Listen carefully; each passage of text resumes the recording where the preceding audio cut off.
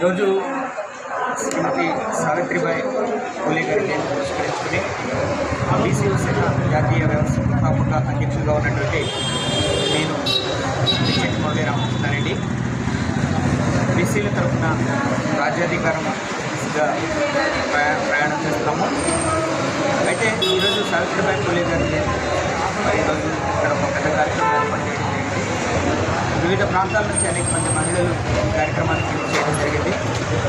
ఈరోజు పేద మహిళలకు చీరల పంపిణీ కార్యక్రమం బీసీ సేన తరఫున చేయడం జరిగింది.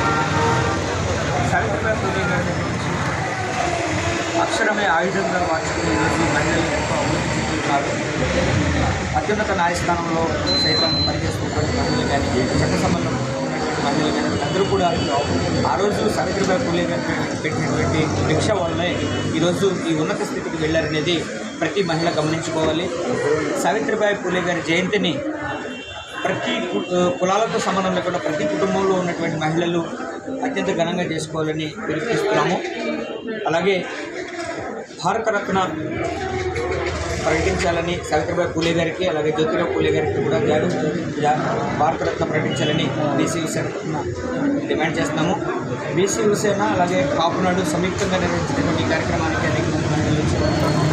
రాబోయే రోజుల్లో ఈ సోషల్ మీడియా ద్వారా వస్తున్నటువంటి మరి ఫారెన్ కల్చర్ అనే ఒక వ్యసనంలాగా మారింది. మహిళలు కూడా దీని మీద అవగాహన కార్యక్రమాలు నిర్వహించడం జరుగుతుంది. భవిష్యత్తులో ఈ భారతదేశపు సాంప్రదాయాలు ఏవైతే ఉన్నాయో అవి కనుమరుగైపోయే పరిస్థితి, ఆ ప్రమాదం తీవ్రమైనటువంటి స్థాయిలో ఉన్న ఈ తరుణంలో ప్రతి మహిళ ముందుకు రావాలి.